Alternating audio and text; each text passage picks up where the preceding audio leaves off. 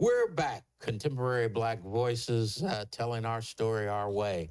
And before we get started, I'd like to promote the Black newspaper that we have here in San Antonio. Hold on, let me see, get it right there. This is a very, very good newspaper.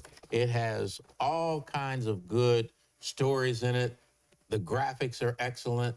It's no real like who killed people in our community this week.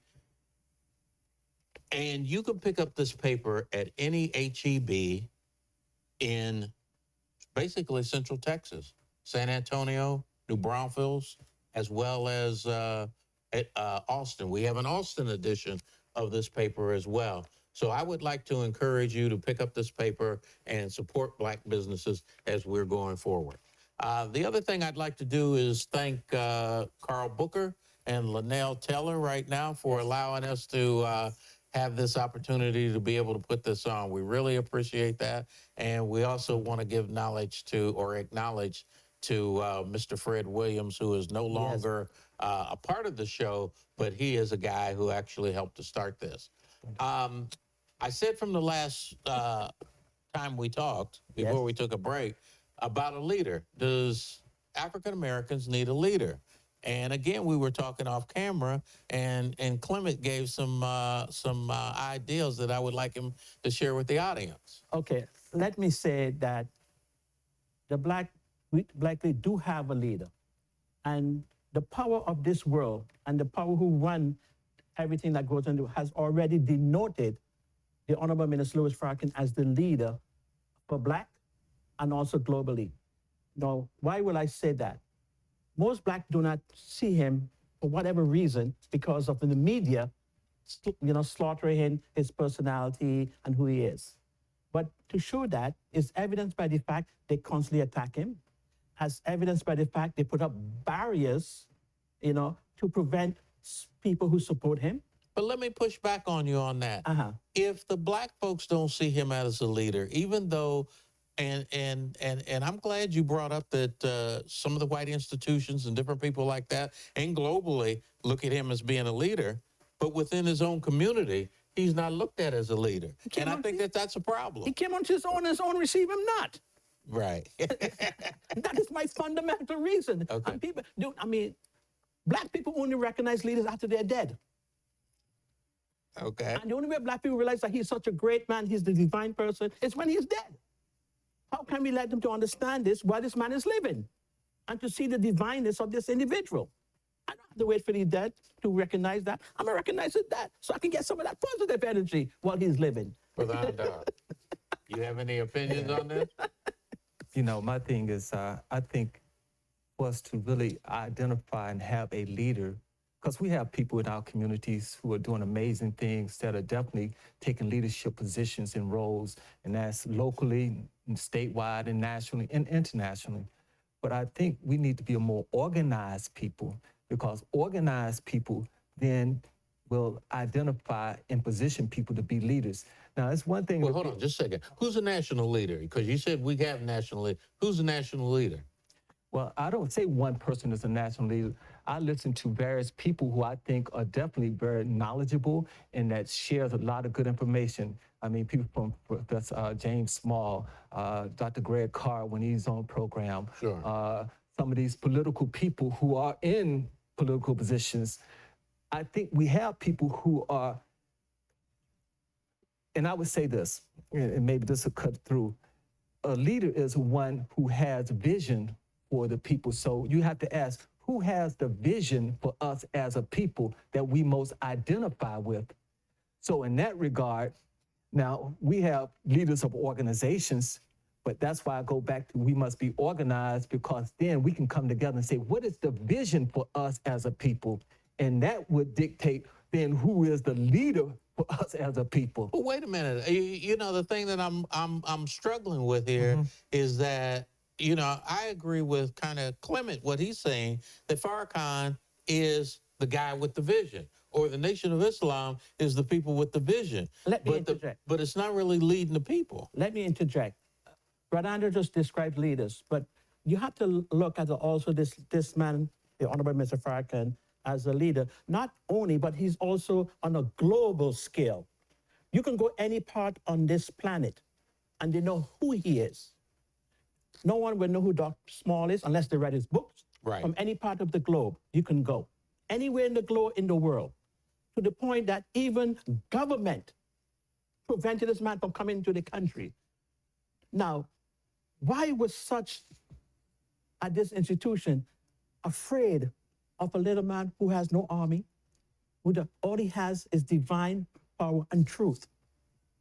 He has a weapon that is more powerful than nuclear weapons. And he's being challenged by global government. Think about that. I agree. I agree 100%. But at the same time, you know, I'm saying Brother Andar is saying the leader is somebody with the vision. I'm saying Farrakhan and NOI, right. they got the vision, but we've got to disconnect with the average African-American person that does not want to accept him or really anybody else, or they will fall into the category of what you say is that there are many leaders. And because we accept that there are many leaders, there are no leaders. Well, let me reemphasize something that I said, and that is that we must be organized. Right. Organized people have structure and they have leaders. Now, I'm not denying that Minister Farrakhan is an amazing leader, great leader for the Nation of Islam and for Black people in America and throughout the world. That's true. But there are other people who now we got to ask what other people have organizations. And it goes back to say, if we're organized, meaning that if we all identify as member of the Nation of Islam, which we don't necessarily, Right. but we identify with the principles and values and vision. Yes. Right. That's why I say we must be organized people, and organized people elect and appoint their leaders. Right. And that's, and similar, it's different between leaders and spokesperson, because when you think about American way the system is set up, now the president is the leader, but the organization of America, you have Secretary of State, you have Secretary of Defense, you have these different people in these different roles. And all I'm saying is that if we are to really to say we have a leader, we must first be organized and have a structure so we can acknowledge that this is the leader of our organization and this is our vision for the future. We thank you for that, and thank you both. But before we go, I want to kind of stick a pin in that, and I want to give you the opportunity to talk about the Pan American African Festival that you have. And I don't know which one of you Go ahead, Brother Andar. would like to talk about that, but I want to give you the opportunity. I appreciate that. You know, with the Pan-African Cultural Community, the organization that we have, we started actually this year, well, in 2025 will be 10 years, we're hosting the Pan-African Cultural Festival. It's an event here held in San Antonio where we want to bring the collective people of African descent together and have this festival, but part of the festival is also a conversation, and we see both of these things complement each other because it gives us an opportunity. Here in San Antonio, we have people from Cameroon, we have people from Nigeria, from Ghana, from the Caribbean, from South America. And we're saying, yes, from Haiti. And we're saying, come together at this festival where we can have a conversation so we can start getting to know each other and then build relationships that go beyond just the festival itself. So this year is going to be amazing. We're looking to have a Pan-African summit, and we want to bring brothers and sisters outside of San Antonio into San Antonio and really start to build on something that would be something that would build bonds with Africa, with the Caribbeans, and with all people of African descent throughout the world. And we're really excited about this this coming year. And the Pan-African Cultural Festival, of course, it depends on the support of those who see themselves many times of people of African descent. And regardless, come out because you're going to enjoy the festival. You're going to have some amazing food, see some amazing entertainment. And this is held the first Saturday in May. This year, I think it's May the 3rd in 2025. Would you like to add anything to that? Well, we're hoping it's going to be a two-day event. Okay. Where we do the Friday and the Saturday, being that it's going to be our 10th anniversary. And we want to make an impact on that. because 10 years is a decade. Right. Okay, of the right. good work have been done. So we're hoping to do that and then go out and hope that the community will support us in Well, getting what it we're done. going to do is we're going to give you an opportunity to come back when it gets a little closer to that date Yeah, so that you appreciate can that. talk more about that and be able to promote that. But in the meantime, we're going to close this conversation. I think it's been a great conversation. I want to thank you both for appearing and being Thank here you. with me. And this is Contemporary Black Voices signing off, telling our story our way. Ooh, yes.